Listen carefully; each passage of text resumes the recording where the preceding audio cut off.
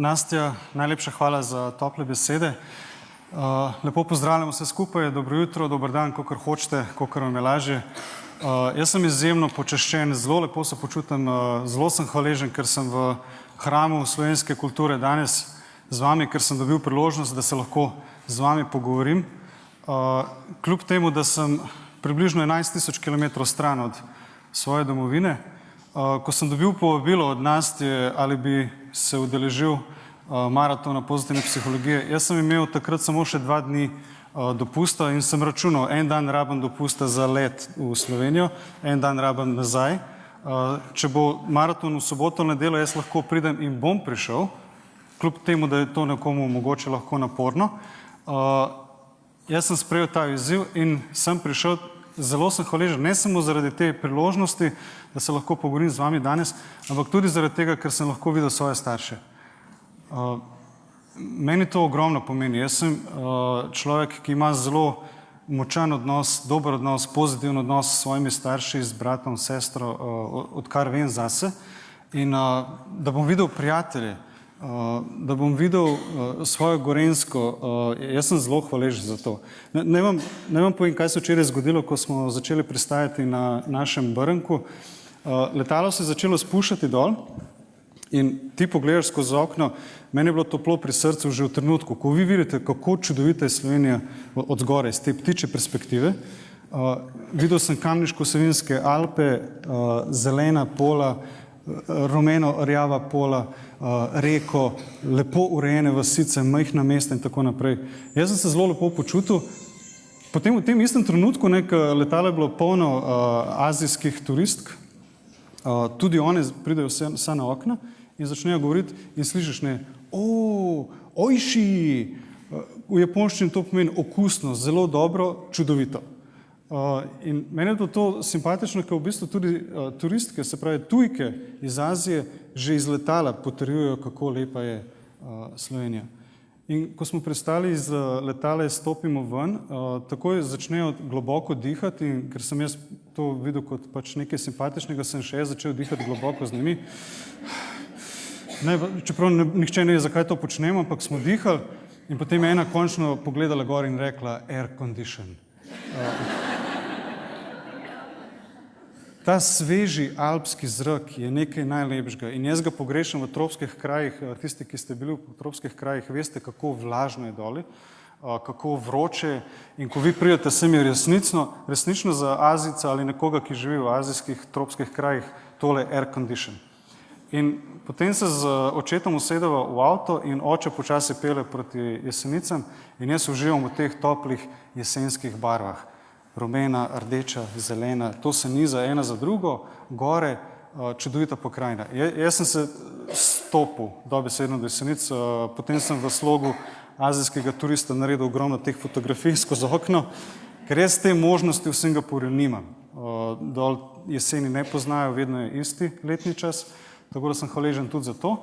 In včeraj smo imeli mi v bistvu mini uvod v drugi maraton pozitivne psihologije, imeli smo predstavitev knjige, še vedno verjamem na Jesenicah, v zelo lepi pozitivni atmosferi, tako da smo se pogovarjali o tem, kaj lahko naredimo, da se boljše počutimo, da smo boljše en do drugega, kako prispevati k boljši družbi, skupnosti in podobno. In smo ostali kar dolgo časa, potem pridem domov, se potem seveda še starše začnejo pogovarjati. Ko so oni začeli kinkat, zdaj bi šel pa malo spat, pojte vi spat.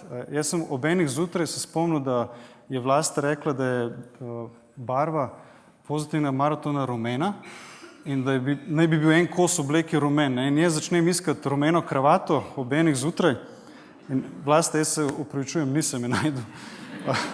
Tako da upam, da bo tole ok. Tu sem pred vami. Kar bom danes delil z vami, to so moje življenjske izkušnje, ki so mi zelo prav prišle. Tukaj je tudi nekaj znanja, ki sem se ga nabral na fakultetah.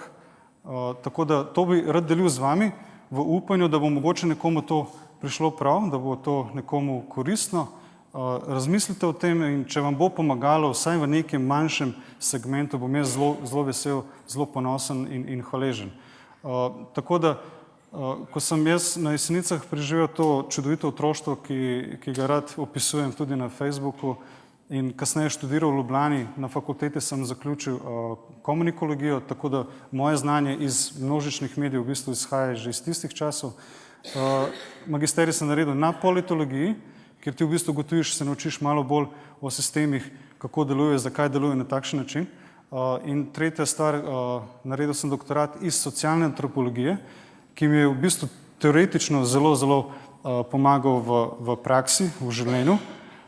Nažalost, ni mi pomagal pri iskanju službe v Sloveniji, tako da to je nekaj, kar je mene osebno malo omejilo pri iskanju zaposlitvenih možnosti, ampak v življenju praktično mi je zelo prav prišlo. Tako da jaz bom te izkušnje delal z vami danes. Nisem naredil slajdov iz enega razloga, rad bi, da se poslušamo danes, da slišite, kaj imam povedati. In če boste imeli seveda kakšnokoli vprašanje, me ustavite, kadarkoli bomo se o tem pogovorili. Danes se bomo pogovarjali o množičnih medijih, o pametnih telefonih, čeprav meni to zmeraj tako zanimiv izraz, pametni telefon, o danskem konceptu fenomenov Hygge in bomo naredili blagi prehod skozi prostovoljstvo do vztrajnosti.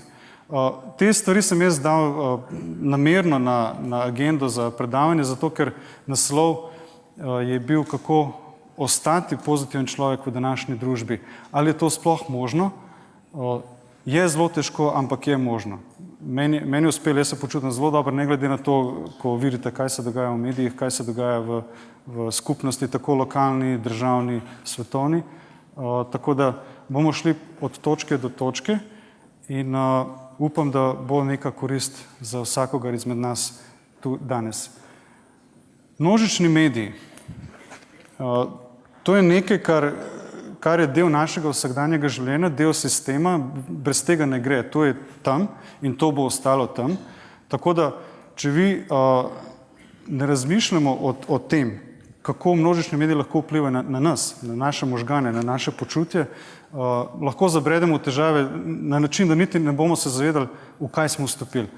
In sicer kako? To deluje v smislu tiha voda bregove dere.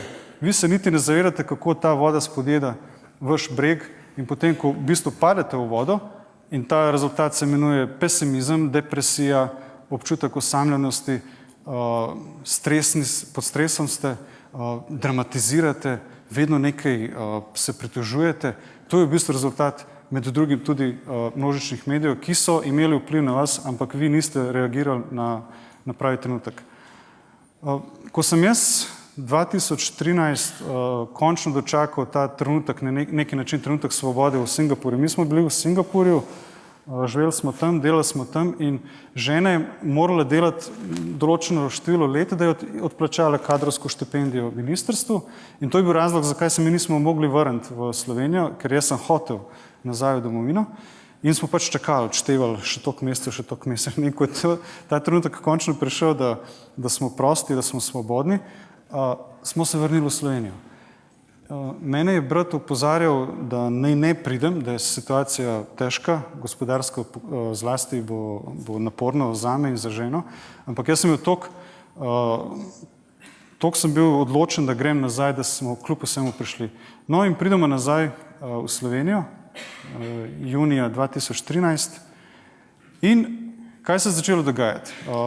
Jaz sem doma, jaz sem ves vesel, ves ponosen, meni je spet vse lepo in podobno. In potem en dan, po dolgem času, se pravi po šestih letih odsotnosti od Slovenije, se jaz odločim, da bom pogledal dnevnik oziroma poročila na komercialni televiziji pri nas. Dnevnik se začel, mislim, da ob 7. Jaz sem študiral, analiziral medije že dolga leta nazaj in jih še vedno spremljam.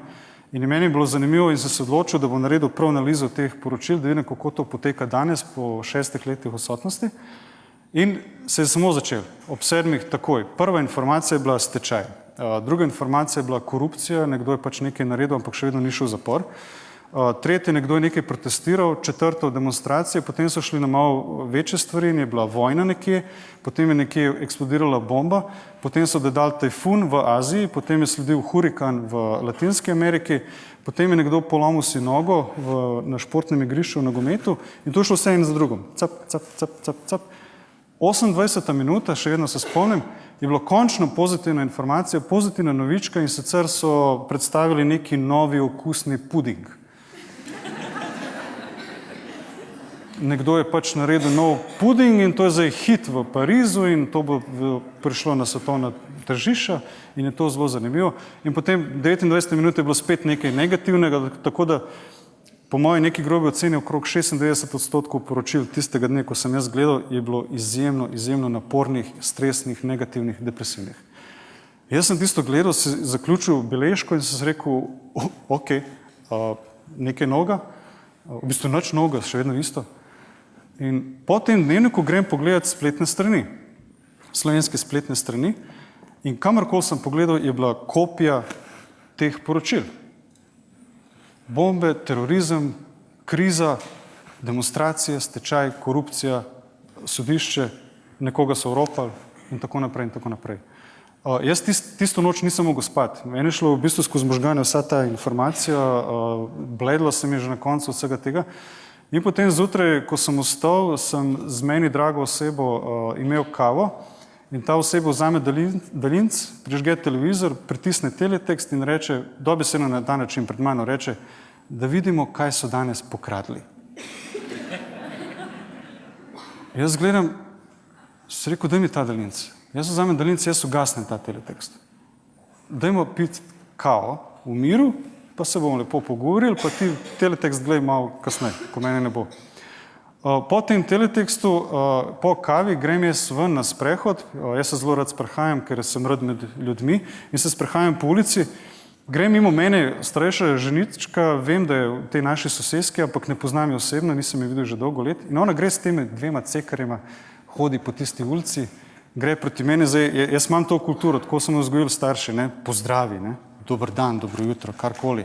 To je univerzalna kultura po vsem svetu, ko vidite človeka, ga pozdravite. In ko se ona približevala meni, jaz se približeval nej, jaz seveda, dobro jutro, ona se vstala prav, kva moč?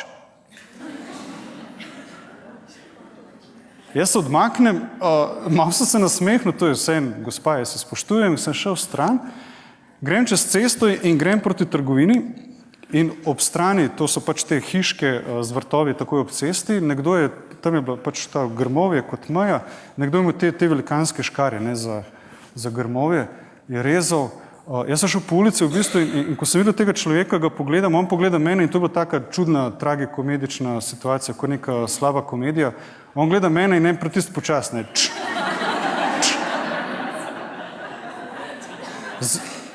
Zdaj jaz ne vem, kaj mu je, no, ker on mene verjetno prvič vidi, jaz nisem bil v bistvu doma že 6 let in jaz sem šel kar počas na drugo stran ulice. On je še vedno sekal, ne, rezal s tistimi škarjami in jaz sem se počasi odpravil domov po trgovini. Ko sem jaz prišel domov, sem jaz vse to dal skupaj, se pravi, to je bil v bistvu rezultat 24 ur in jaz sem to dojel na način, da obstaja neki velikanski pralni stroj, nekdo je odprl vrata, mene zagrabil, me ruknil noter, zaprl in prižgal centrifugo. In zdaj, jaz sem noter, mene pač vrti, jaz ne morem nič, mene samo meče, sem gor, dol in ko se je zaključil to, odprejo vrata in reče, zdaj pa hod, ne, in potem ti hodiš v bistvu brez ravnotežja, nimaš balansa. Ne vem, kdo od vas je to mogoče doživel, ampak sigurno poznate nekoga, ki je izjemno pesimističen, ko se srečate, se začne pritoževati, vse so pokradli, vse so uničili, vse bojo pobili, nekoč bojo prišli tudi k nam in nas ne bo več in podobno. Ta atmosfera pesimizma je delno tudi posledica množičnih medijev. V množičnih medijih prevladujejo, če analizirate to na dolgi rok, prevladujejo informacije, ki nekako človeka spomnijo na dramo, na nevarnost. Nekdo ti grozi, ti se bojiš in to posledično vodi v depresijo, občutek osamljenosti, počutite se pod stresom, zapirate se in kar je najhuje, to prenašate tudi na druge. Se pravi, vi se v glavi, v možganih, ker pač niste dali zadevo pod kontrolo, se počutite izjemno težko, slabo se počutite in potem to prenašamo na druge, na svoje družinske člane, na svojo partnerko, na svojega partnerja, na otroke, na sosede. In to se širi, to je kot kontaminacija, to gre počasi, to se ne ustavlja. In to je treba merkati, ker če mi ne bomo delali na tem, da se točno ve, kje je meja, da te informacije sploh ne pridejo do nas, ali pa jih sprejmemo na način, da ne bojo vplivali na nas, potem bomo imeli probleme, bomo imeli težave in jaz si ne želim nikomur od vas, pa tudi tistim, ki niso z nami, da pride do te stopnje, ko bo v bistvu se zelo slabo počutil, ker med drugim ni pazil na množične medije. Zakaj množični mediji pišejo, poročajo na tak način? Zakaj so vedno neke bombe, katastrofe? Kot recimo v določenih državi, če vam rečem zdaj Pakistan, na kaj vi pomislite? Verjetno pomislite na neko bombo, pa tam mogoče kriket radi igrajo in podobno. Kako da o tej državi ni nič boljšega, lepšega poročati? Zakaj oni poročajo o tem na takšen način? Nažalost smo delno krivi tudi mi, kot javnost. Skozi zgodovino je človek razvijal to sposobnost, ta instinkt, da preživi, da obstane. To so bile težke razmere, težki pogoji, vi niste imeli hrane, ni bilo trgovin, to je bilo treba iti loviti, pa preživeti na način, da so izmišljali, kaj narediti v poljedelstvu in podobno. Skozi stoletja smo mi ta gen, ta instinkt, to sposobnost, to miselnost, da preživimo, razvili do te stopnje, da ko nekdo začne servirati informacije, ki so na nek način dramatične, mi reagiramo. Z drugim besedem imamo zaklenen, začaran krog in tu se samo lahko vrtimo okrog samega sebe, če ne znamo postopati naprej. Kaj narediti? Naredimo lahko več stvari.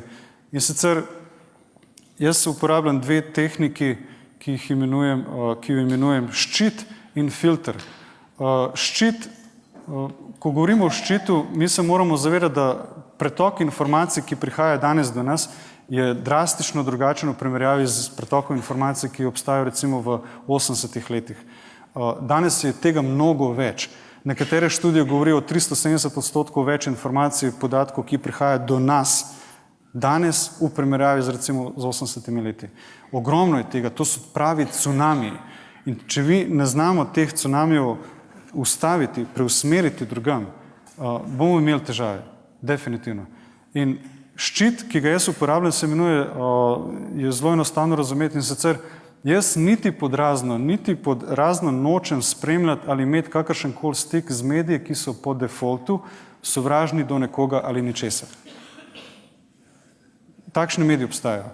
Se pravi, to je že v osnovi medij narejen na tak način, da se vedno osredotočajo na nekoga, na nekaj, oni so za vse krivi, oni so sovražniki, oni so takšni, oni so drugačni, ni nič pozitivnega, vse je negativnega.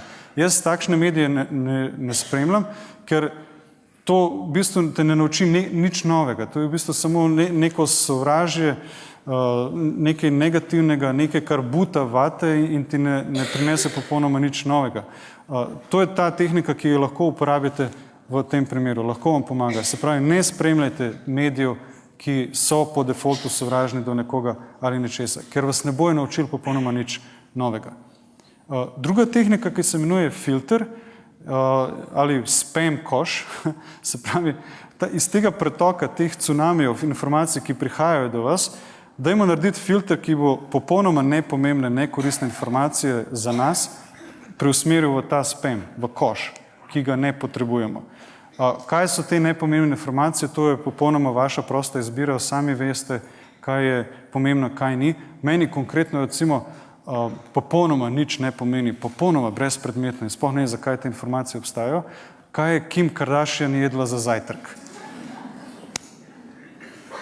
To ljudje spremljajo na spletni strani, to so tako imenovane clickbait, se pravi, pridi poglej, da boš pač videl, kaj ona jedla za zajtrk in to se potem šteje, koliko je bilo ogledov in obiskov.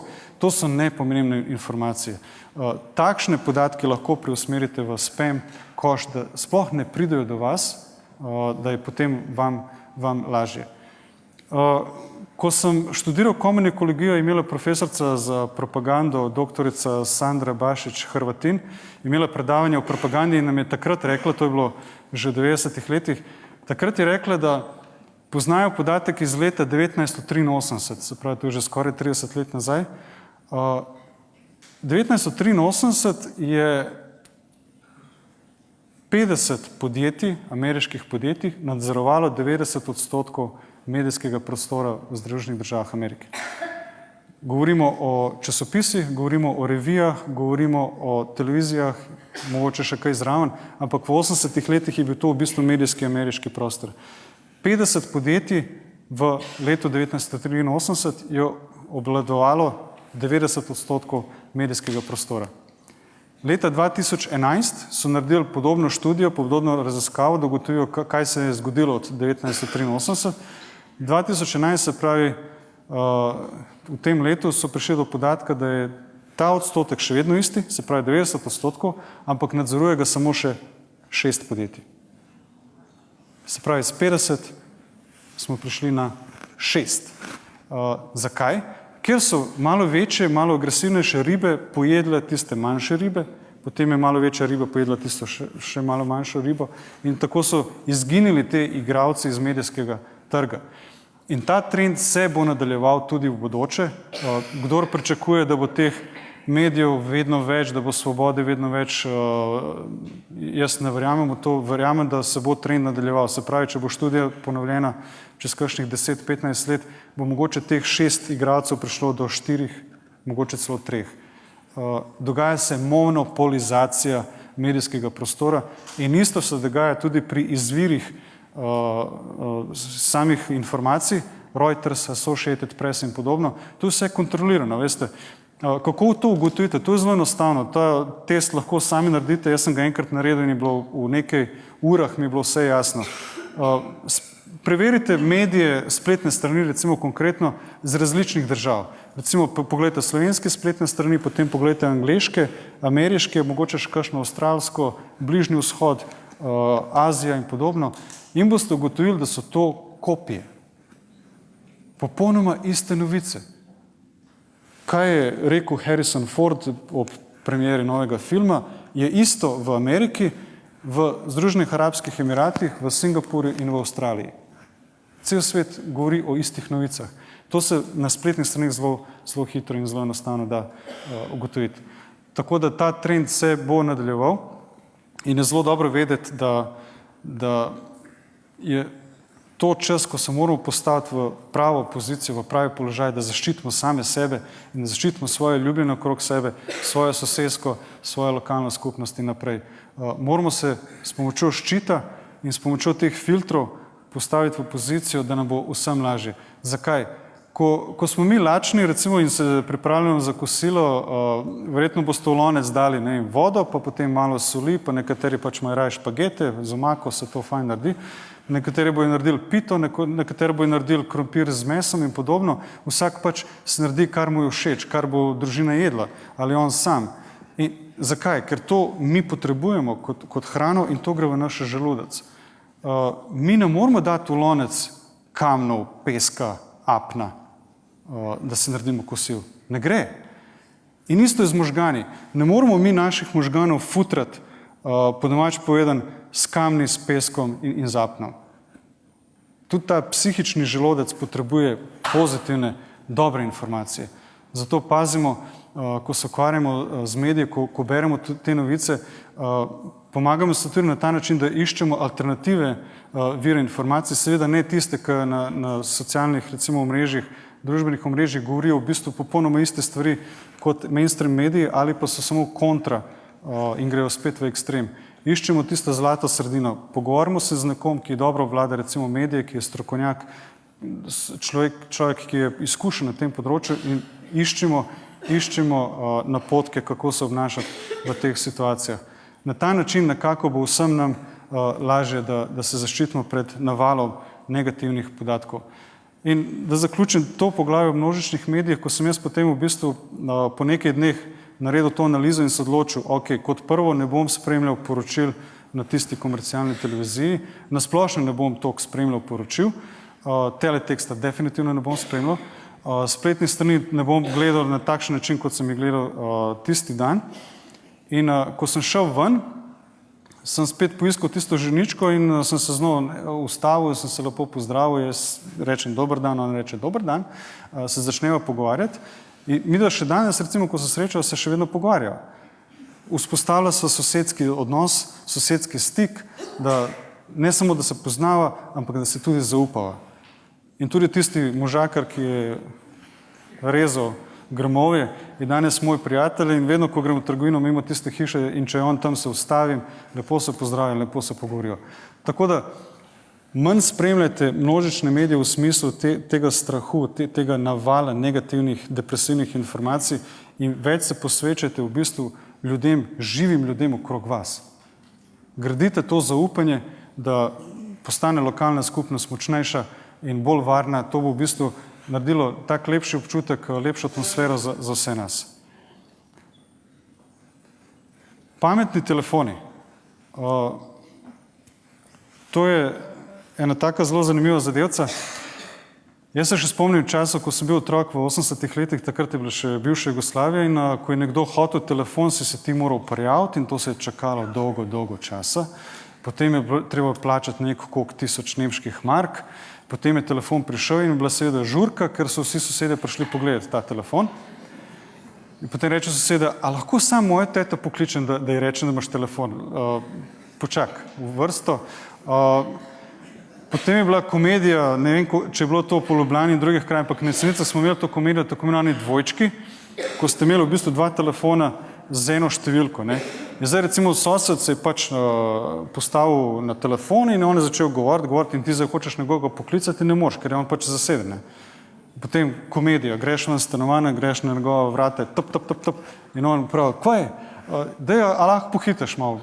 In je on v bistvu bil jezen, ker se ga ti motil in šele, ko je on spustil telefon, si ti lahko poklical nekoga.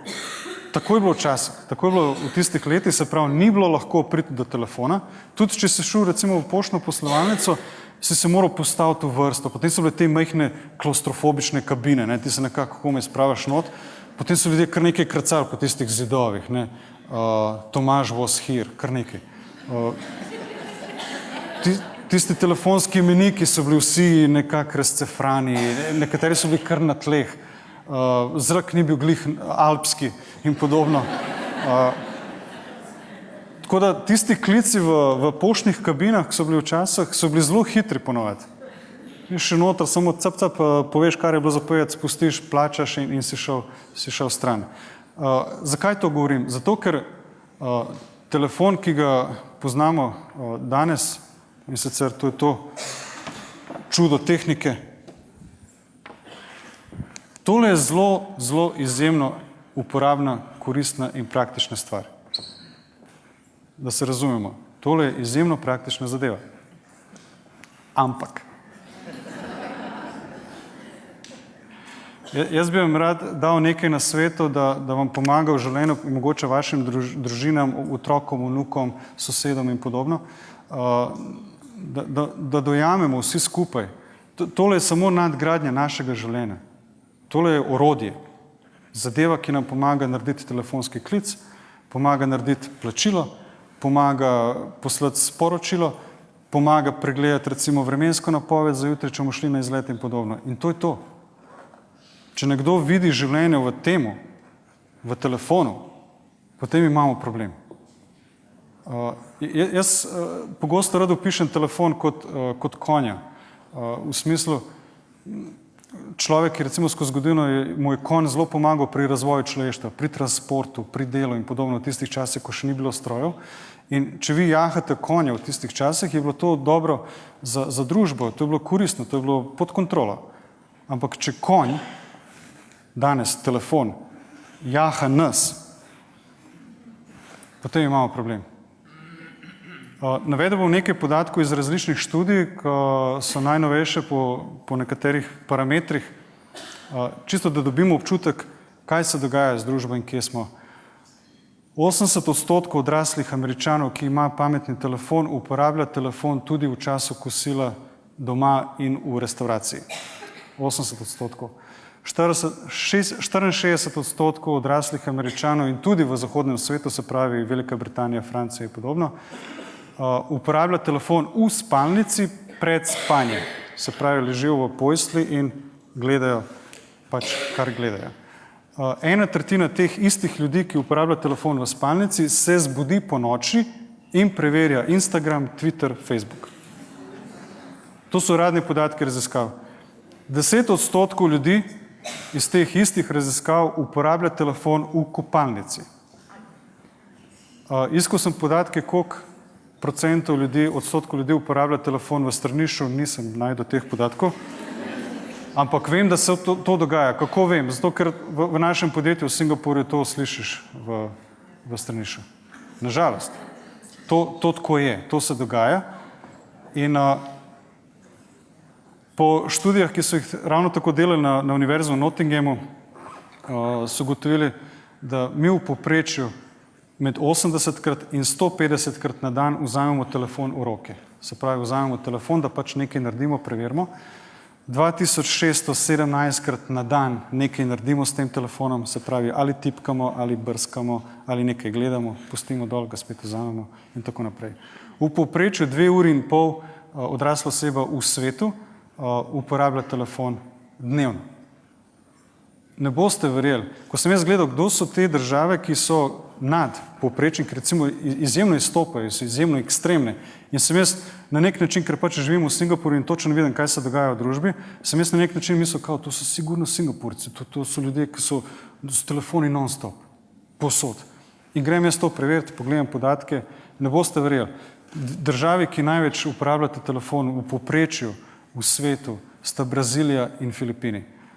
In potem meni flash skozi glavo, to sta tropski deželi, to so deželi, kjer so zelo lepe plaže, Copacabana, salsa, nogomet, ne? In ti se predstavljaš, tam nekdo žogo na plaži, ljudje se sprehajajo, uživajo in podobno. V teh državah, v bistvu v Braziliji in Filipinih, je najvišji odstotek uporabe telefona na dan. Kaj zdaj narediti? Jaz sem sodelavko v službi, ki, ne boste verjeli, z eno roko tipka e-mail, ker mi večinoma delamo prek elektronske pošte, tipka e-mail, z levo pa tako. In jaz vprašam se rekel, a je toliko zanimiv na Facebooku, ker v bistvu vidim, da tipkaš že kar nekaj časa prav. Ne, zdaj sem že na Twitterju.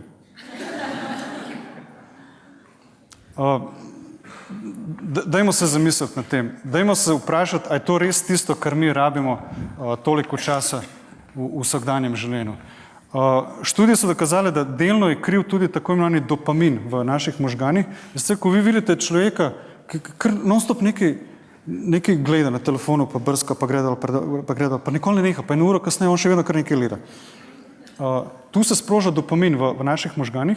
In ta dopamin obvešča možganski center za nagrajevanje, nekaj lepega se je zgodilo in ti se počutiš dobro. Čeprav so to v bistvu zelo take minorne, nepomembne zadeve, ki so tudi kratkotrajne in ker so pač kratkotrajne, se oseba vrača nazaj, upajoč, da bo ta dopamin zopet nekaj aktiviral in da se bo on lepo počutil. Mi ta dopamin lahko dobimo na druge, bolj zdrave, normalne načine. Zdaj, če oseba recimo visi na telefonu in reče, meni čist cool, jaz sem čist ok. Ok. Ni panike. Ampak če vidite osebo, da je ob tistem trenutku, ko izgubi telefon, da je zagrabi panika, da ljudje postanejo agresivni, če mu vzameš telefon, dajmo se pogovarjati. Zakaj moramo recimo, to so nemški sociologi ugotavljali in so dojeli kot nekaj izjemno nekulturnega, nekaj izjemno grobega. Ko vi pridete s prijateljico, s prijateljem, vse ni važno, se dobite na kavi, se usedete, in potem ta oseba pred vami gleda telefon, ga uporablja in podobno. To je izjemno nekulturno. Dajmo razmisliti o tem, ko se dobimo z nekom, da se pogovarjamo iz oči v oči, da se nasmejamo, da uživamo, kaj se je zgodilo lepega, kaj bi lahko naredili lepega in podobno, da ta telefon v bistvu v tistem trenutku nekako nekje počiva, da je tam nekje, da ga ne uporabljamo. Tako da te študije, ki so jih delali, se bojo nadaljevale, te podatke bomo dobivali še vedno. Je pa treba merkati, ker recimo pred kratkim je prišel podatek ven v javnost, mene osebno recimo tisto šokiralo, da uporaba telefona, pametnega telefona na otroka, na njegov korteks, sprednji del možganov, je podoben učinku kokaina na možgane odrasle osebe. In zdaj vsi poznamo te situacije. Ljudje delajo, pridejo iz službe zmatrani, se poje kosilo večera, ni važno, in potem žena na telefonu, moški na telefonu in otrok hoče neko pozornost, išče čas, da se poigra s starši, da se pogovori, da se nekaj naredi in mu oni dajo tablico ali telefon, pojdi v kot pa, ne, in otrok gre v kot. In kaj se dogaja? Otrok je na telefonu in nekaj tipka, brska, gleda. Starši imajo mir, otrok imajo mir, vsi srečni. Ampak ta podatek, ki je pred kratkim prišel ven, zamislimo se vsi nad tem podatkom. To je izjemno nevaren podatek. Kaj bo na dolgi rok ta telefon naredil od tega otroka? Kako bo to vplivalo na njegovo obnašanje? Kako bo to vplivalo na njegovo socializacijo? Kako bo to vplivalo na njegov način razmišljanja o družbi, o življenju in podobno? Je nekaj, kar je treba paziti. Dajmo imeti to v vidu. Jaz ne bom nikoli pozabil, ko smo imeli, z ženo sva dobila povabilo v vrtec, da se oglasiva na roditeljski sestanek za najino hčerkico, ki je bila takrat v vrtcu stara 2 leti. In seveda mi, da kot odgovorna starša, greva na ta sestanek v soboto in sosedejo z učiteljico in učiteljica reče, tukaj je njena datoteka, punčka zelo rada pleše, jaz tisto kimam, to mora tako biti, zelo rada poje, igra se z otroci, včeraj smo malo nekaj kuhali, ona je zelo navdušena, rada riše, to so njene risbice, mi da žena vsa ponosna, hčerka je super. In potem je zaključila pogovor prav, ampak nekaj me pa moti. In seveda vi takoj panika, ne, kaj, jaz sem oče, žena zraven je mama, mi da takoj, ne, ušesa ko slona, senzori se pržgejo, kaj, kdo? Rečem, kaj pa je narobe? Prav, malo je preveč otroče.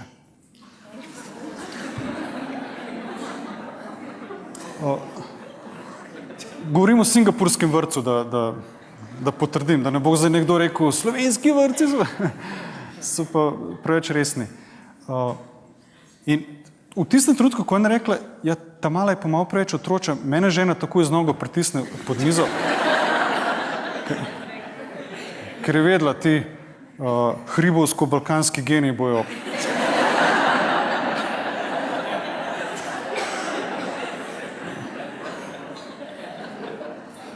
In kot je ona mene Boga, revca, me je pritiskala s tisto nogo, pravim jaz, naj pred tisto učiteljico, vzgojiteljico sem rekel, saj me ni treba pritiskati z nogo.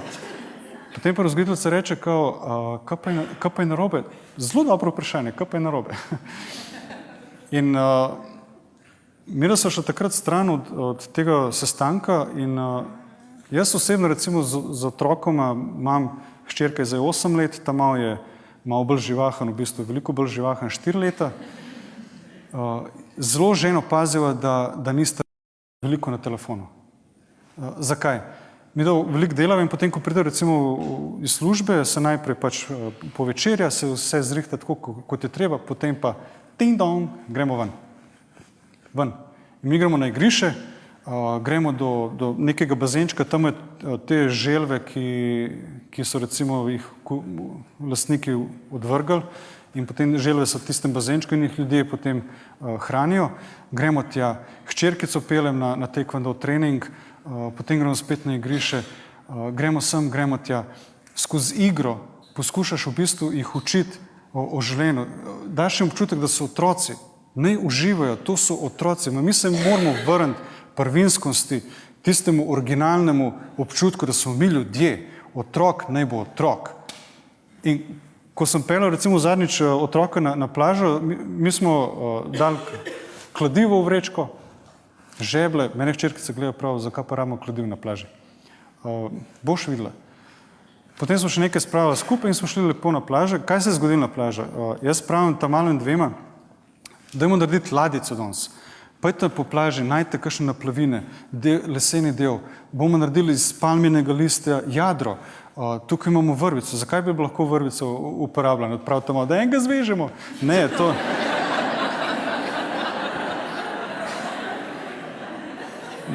Ne bomo nikogar zvezali. Bomo to uporabili za pač privijanje jadra. Tako da sta ona dva se razletela po plaži in ko sta prišla nazaj, sem jaz potem hčerkico učil, kako se zabija žeblje s kladivom. In sem dal žebel dol, ona je držala, jaz sem potem pokazal počas najprej parkrat, da se stabilizira, potem umakneš roko, potem ga potovčeš. In potem ljudje tu gledajo in sprašujejo, zakaj in tako naprej. Jaz otrokom v bistvu na nek način poskušam od malih nog učiti praktičnih sposobnosti. Telefon je zelo uporaben, pametni telefon. Ampak pametni telefon ti ne bo nabil slike na zid. Da ne bo nekdo potem klical obrtnika, da mu bo zaračunal 20 € za fiksiranje slike. Tako da moj osebni pristop do otrok je ne skozi pametne telefone. Seveda občasno jim damo tablico, rečemo, pogledajte si kakšno risanko, dokumentarni film o živalih. Moja ta mala je recimo zelo navdušena nad znanostjo, nad živalmi. Ona meni kar govori o teh nekih kitih, pa tjulnih, pa kakšne vse vrste imajo, pa kako se pingvini razmnožujejo, pa kje so kolonije. Ampak raj vidim to, kot da mi visi po nekaj ur na tem telefonu in kar nekaj. Tudi socializacije, vzbujanje empatije, vzbujanje občutka solidarnosti. Jaz z otrokoma recimo ogromno počnem to, da mi gremo recimo ob nedeljah, imajo čistilci v Singapurju prost dan, se pravi jih ni na ulici in zlasti v teh stanovanjskih sosedskah vi vidite ogromno te plastike, plastenke, čips, kozarci, cigareti, vse imate, povsod je. In potem mi da z otrokoma grejo ven in pravim jaz, ker ta mal je najbolj živahen, pravim, danes se bomo pa igrali posebno igrico, pravim, jaz smo prvi posebne igrice. Se rekel, danes bomo pobirali plastiko. In on gleda, in naš mu ni bilo, jaz sem se rekel, ampak ko bomo zaključili, si boš lahko izbral en avtoček v trgovini. In mi gremo na teren in pobiramo te plastenke. Jaz to delam tudi iz razloga, ker veste, v Singapurju se nažalost rasa še vedno gleda. Jaz sem tam belc in to se točno ve, da sem tujec. Hočem dati občutek domačinom, jaz kot tujec spoštujem vašo državo, spoštujem, da ste nam dali priložnost, da živimo v miru, da lahko zaslužimo denar in to je moja mikro vrnitev vam. Pobral bom plastenke in jih spravil v koš. In potem se dogaja, da pridejo domačini in rečejo, hvala lepa za kar počnete, pravim jaz, ni za kaj. In potem grejo stran. Noben se nam ne priključ, ker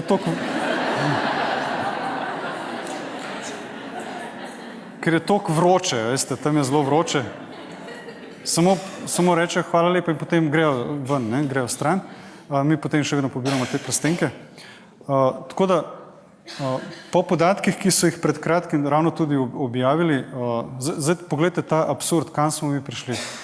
80% teh istih anketiranih je reklo, da ne bi mogli preživeti enega dneva brez telefona. Se pravi, to je ta panika, to je ta odvisnost, ko vi v bistvu ne veste, kaj bi počeli brez telefona. Rad bi vas prosil za en majhen test, ko boste imeli čas, vzemite si list papirja, vzemite, zdaj bom povedal še nekaj smešnega, vzemite maso ali kemični svinčnik, kuli. Masa, na jesenicah kemičnemu svinčniku rečejo masa, ne rečejo kuli. Vi, če rečete na jesenicah kuli, ne vejo, kaj je to, masa. In ko sem jaz začel študirati v Ljubljani, leta 1995 na fakulteti, sedim jaz ob mizi, zraven mene fant iz Kamnika in jaz nekaj hotel napisati in nimam kemičnega svinčnika in pravim njemu, ti Damjan, daj mi maso. In on gleda mene in me je kar gledal, pravim jaz, daj mi maso, pravim, kakšno maso, za čevapčiče, kaj? In v meni to zanimivo, sem rekel, kakšne čevapčiče, si ti normalen? Jaz nisem vedel, da se drugod po Sloveniji reče kuli, kemični svinčnik. Takrat sem se to pač naučil. Ko boste imeli čas, vzemite list papirja in samo začnete pisati, karkoli, saj ni važno. Danes je lep dan, jutri bo lep dan, karkoli, ni važno. Po načinu pisave, po načinu pisanja boste vi ugotovili, koliko uporabljate telefon. Ker to vpliva na ročne sposobnosti, na pisanje. Obstajajo tudi aplikacije, ki merijo, koliko uporabljate telefon. Te aplikacije so brezplačne. Jaz sem si jo dal dol pred parimi dnevi. Čisto tako, da pogledam občasno. Danes toliko ur, jutri toliko ur. Treba je to počas dati še niž dol. Moji nasveti vsem vam, vsem nam, meni osebno, ko 80% ljudi reče, da ne bi mogli preživeti enega dneva brez telefona. Človek kot živo bitje lahko zdrži brez hrane 3 tedne. Pa je to brez vode zdrži 3 do 7 dni. To so stvari, ki jih mi potrebujemo. To so biološke potrebe, brez katerih ne moremo preživeti. Telo ne bo funkcioniralo, če vi ne boste jedli 4 tedne. Telo ne bo funkcioniralo, če vi ne boste pili vode 14 dni. In da nekdo reče, da brez telefona ne morem preživeti en dan, je to signal odvisnosti.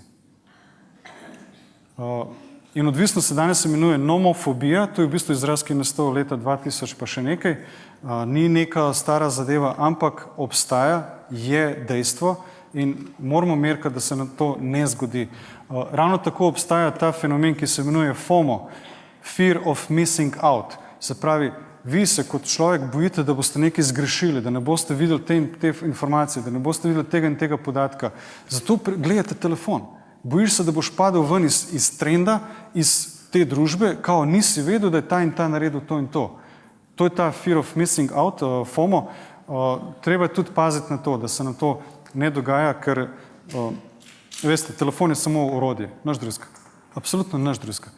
In moji nasveti, da zaključim poglavje o pametnih telefonih, za vse nas je, vstopamo v kopalnico brez telefona. Kopalnica je prostor, kjer se mi moramo sprostiti, poskrbeti zase in telefon tam nima kaj iskati, razen če te poslušajo glasbo ali neko predavanje zraven, to je pač vaša stvar, ampak dajmo se nekako sprostiti brez telefona v kopalnici. Poskušamo v spalnici zlasti, ko je partnerka zraven nas, ko je partner zraven nas, biti brez telefona.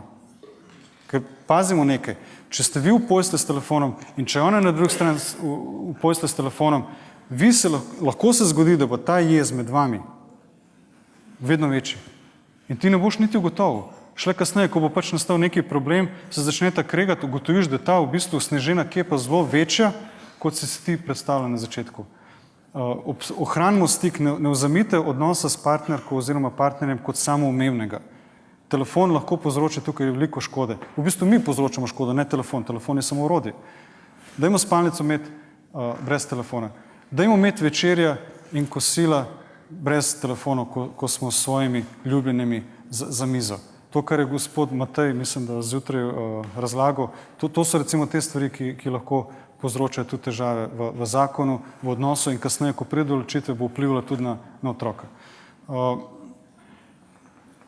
Še nekaj sem hotel povedati in sicer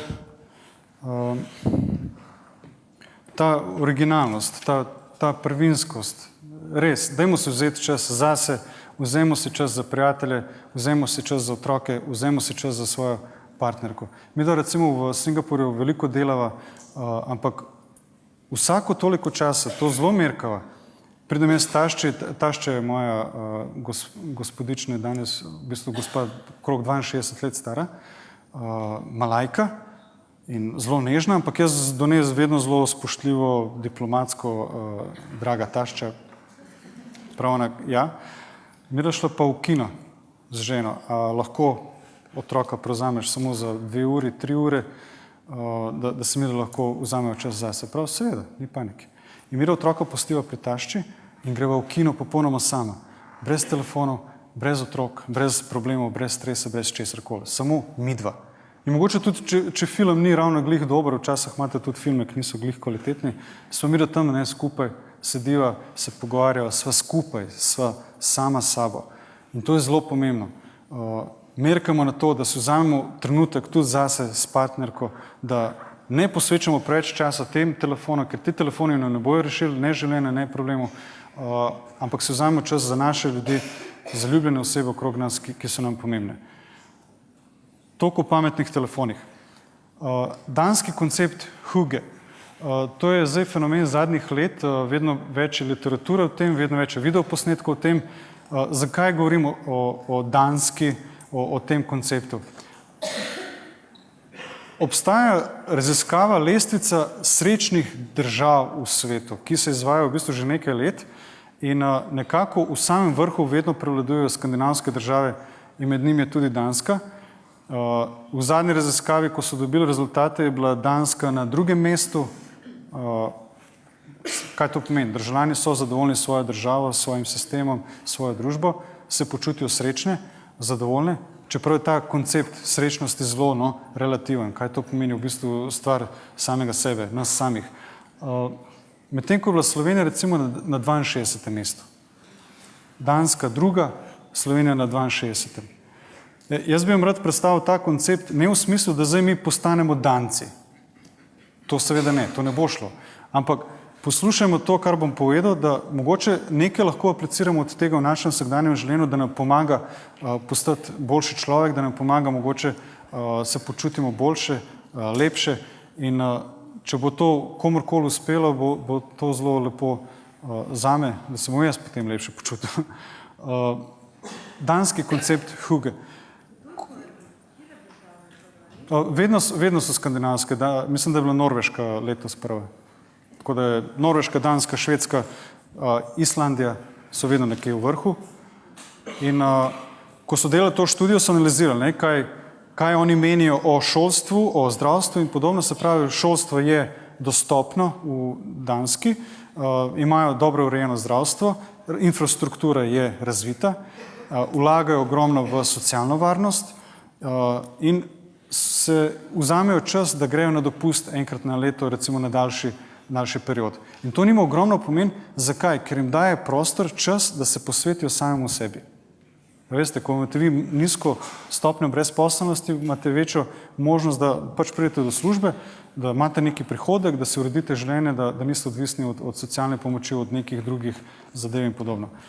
Tako da ta koncept hygge je dokazan skozi študije antropologov in sociologov, da drastično vpliva na njihovo počutje. Danci imajo težave z odvisnostjo drog, antidepresivi, stresom, zlasti v Københavnu in podobno, ampak nasplošno ta njihov koncept zelo pomaga ljudem, da se počutijo bolj sproščenega. Hygge pomeni biti zadovoljen, misliti, da si zadovoljen in podobno. Se pravi, koncept je narejen v smislu egalitarizma. Mi smo si enakovredni v smislu, da moramo biti vsi sproščeni, dobri, pozitivni, pomagati en drugmu. In tukaj se gre na miselnost, da v družbi prevladuje ta koncept. Ne more ta koncept delovati, če deluje samo recimo pri posamezniku, enem, drugem, tretjem. To mora v bistvu skupnostno delovati. Da jaz želim tebi dobro, ti želiš meni dobro. In kaj oni delajo?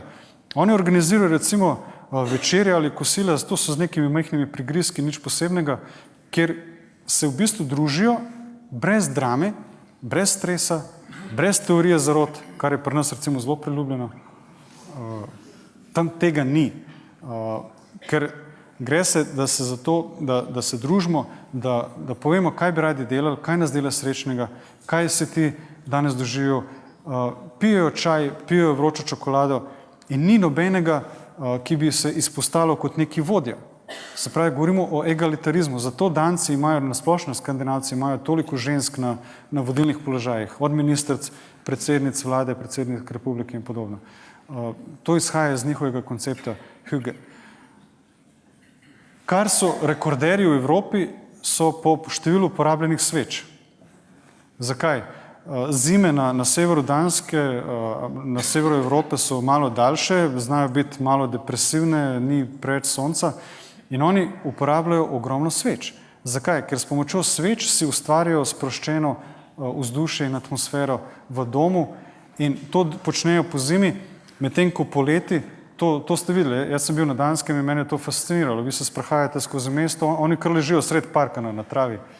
Berejo knjige pod drevesom, popolnoma jim je vseeno, kaj se dogaja, oni se sprostijo, vzamejo si čas zase. Tako da ta koncept njim zelo pomaga. In tisto, kar jim je zelo pomembno, kar jim je izjemno pomembno in to sem jaz tudi apliciral v svojem osebnem življenju, je to, da kjerkoli že živijo, ali je to stanovanje, ali je to hiša, ali je to študentska soba, niti ni važno. Tam, kjer bivaš trenutno, ustvari si kotiček, kjer se boš ti počutil najboljše, kamor boš šel, da si prevereš knjigo, kamor boš šel, da popiješ čaj, kamor boš šel, da se enostavno sprostiš. Oni te kotičke imajo posod, kjerkoli bivajo, naredijo si ta kotiček. Se pravi, naredite si nekak zelo udobno foteljo, naredite si, da se te zelo sproščeno počutite. Ali bo to sveča vam pomagala, je popolnoma vaša stvar. Razmislimo o tem, kaj in kako, da nam mogoče potencialno pomaga na dolgi rok. In ko so delali študije med Američani in Danci, delali so raziskavo, kdo je bolj zadovoljen, Američani ali Danci, in ko so delali raziskavo na nivoju bogatejšega sloja, so ugotovili, da so Američani in Danci nekako enakovredno zadovoljni in srečni. Ko so šli nižje, se pravi v srednji sloj in nižji sloj, so ugotovili, da so bili Danci v povprečju veliko bolj srečni in zadovoljni s svojim načinom življenja, kot so bili v povprečju Američani. Tako da to, kar oni delajo, to, kar oni počnejo, lahko v bistvu nam vsem skupaj pomaga, da gledamo na človeka v smislu, želim ti dobro in daj ti tudi meni želi dobro, ker to bo vsem na dolgi rok v bistvu pomagalo na nivoju skupnosti in kasneje države in tako naprej. Tako da razmislimo o tem konceptu Huge, imate ogromno literature, ogromno videoposnetkov na to temo in pogledajte si, ko boste imeli čas. Jaz bi pa zdaj naredil prehod skozi prostovoljstvo do zaključka in sicer prostovoljstvo, ko govorimo o samem Maslowu, psiholog, ki je 1943 ugotovil, da je varnost najbolj pomembna za človeka in čustvena pripadnost, je prostovoljstvo ena od aktivnosti, ki vam lahko pomaga v tem smislu. Prostovoljstvo mora biti prostovoljno. Vi morate narediti ta korak, da nekaj naredite za nekoga, da mu pomagate, da ste solidarni, ker to vam bo pomagalo, da se te boljš počutili, razvija se empatija, bolj boste samozavestni in tisto, ko vi pomagate nekomu in nekomu napolnite baterije, on v bistvu tudi polni baterije vam. Danes je teh opcij ogromno. Vi v bistvu lahko pomagate na številne načine. Jaz sem vam pa predstavil, kaj smo mi naredili zdaj z zadnjim projektom, ki je ravno tako prostovoljen. Jaz recimo na Facebooku ogromno pišem te zapise, zgodbe iz raznih področij in kot ljudje to berejo, me je nekdo obtožil, da sem profesionalni zbiralec všečkov. Mene to na nek način vzbudil tisti bosanski inat. Kao, čak malo, meni ni do tega, meni všečki ne pomenijo nič. Ampak dajmo razmisliti o tem, da v bistvu te zapise, dobre zgodbe, pozitivne zgodbe, ki jaz pišem izključno o pozitivnih stvareh, dajmo to narediti v knjižno izdajo, v obliki knjige in bomo potem to prodajali in ves izkupiček, ki bo prišel od teh knjig, bo šel v dobrodelne namene v Sloveniji.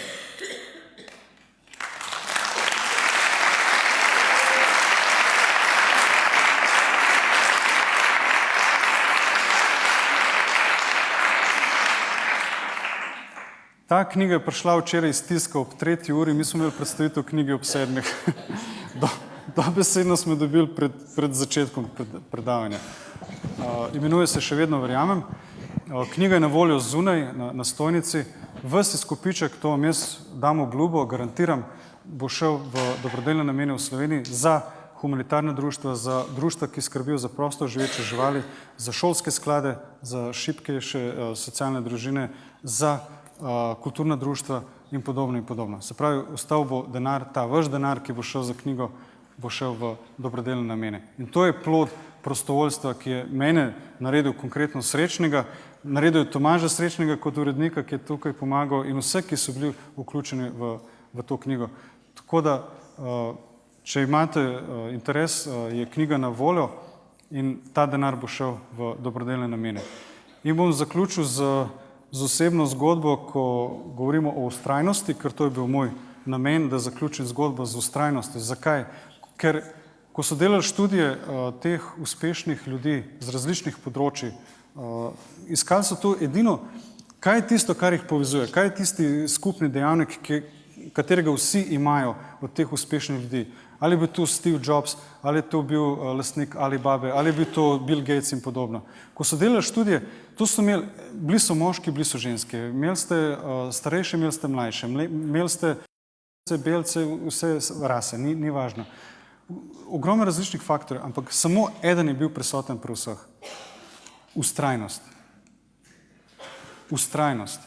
Če hočemo biti pozitivni v današnji družbi, mi moramo biti vztrajni. Mi moramo vztrajati na tem, da se počutimo dobro, da želimo ostalim dobro, da delamo na ščitih proti množičnim medijem, da pomagamo enemu drugemu, da pazimo na pametne telefone in podobno. Tudi tisti, ki mogoče so samski, želijo dobiti partnerka, da želijo dobiti partnerja, jaz predlagam vztrajnost. In tukaj bom dal svoj osebni primer. Zadnjič, ko sem gledal predavanje kolegice Sanele Banović, ona rekla, da išče moža. Jaz sem tudi iskal, ne sicer moža, ampak ženo. In iščeš, ne, boriš se, seveda so usode, so momente, ki se zgodijo pač v določenih trenutkih, ampak ni šlo, je bilo to, pa je bilo ono, pa iščeš, pa postaneš malo tožen, pa zakaj ne, pa si razočaran, pa tako naprej. No in potem grem na IRC kanale, enkrat, to so bili pač še tisti IRC kanali, to je zanimiva tehnologija, se pogovarjamo nekaj in potem se odpre okno in je bila punca na drugi strani prav živel, jaz sem Haslinda, kdo si pa ti? Jaz gledam, kdo je to zdaj Haslinda, nimam pojma. In se začnejo pogovarjati 5 ur tisti dan, drug dan 5 ur, potem spet 5 ur in tako naprej vsak dan. In ko so se midva izmenjala končno fotografije, jaz vidim fotografijo pravim, opa, ni loše.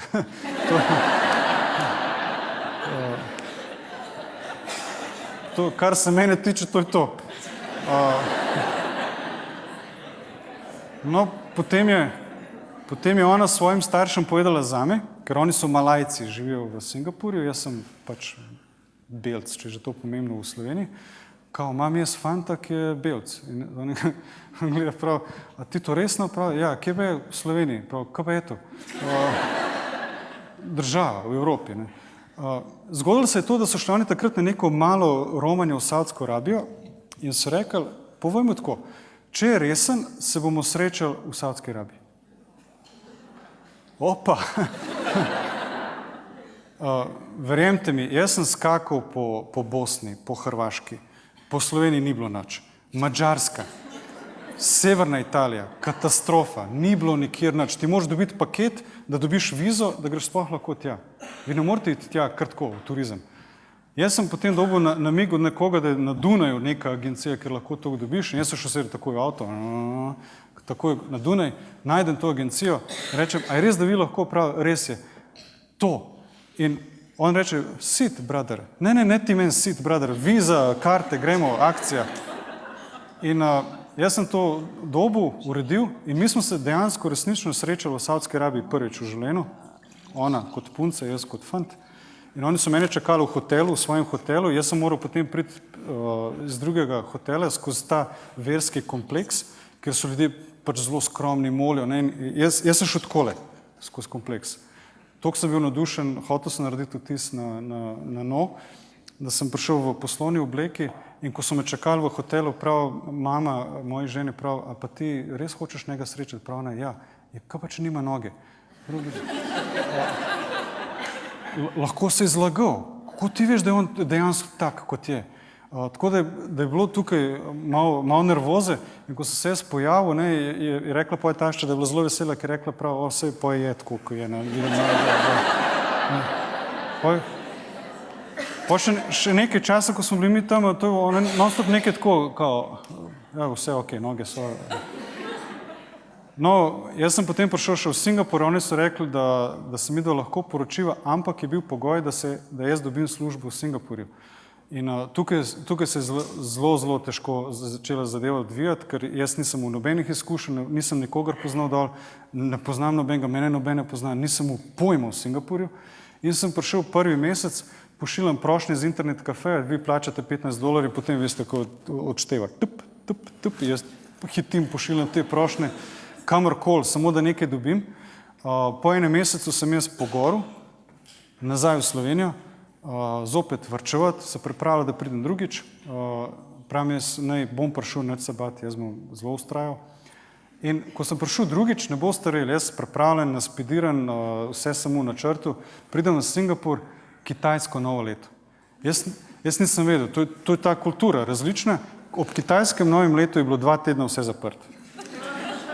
In jaz nisem mogel nič. Jaz sem potem spet pošiljal nekaj prošenj, noben ni odgovarjal, noben ni klical, to ni bilo nič. Po 2 tednih me nekdo končno kliče prav, a bi ti prodajal zrak? Se rekel, mogoče pa ne. In sem spet pogoril, spet nazaj v Slovenijo, varčeval se pripravljen. Ko sem šel tretjič, prav meni mama, prav sine, si ti prepričan, da je to, da ti res hočeš, sem rekel, sem prepričan. Prav, ok, pejt.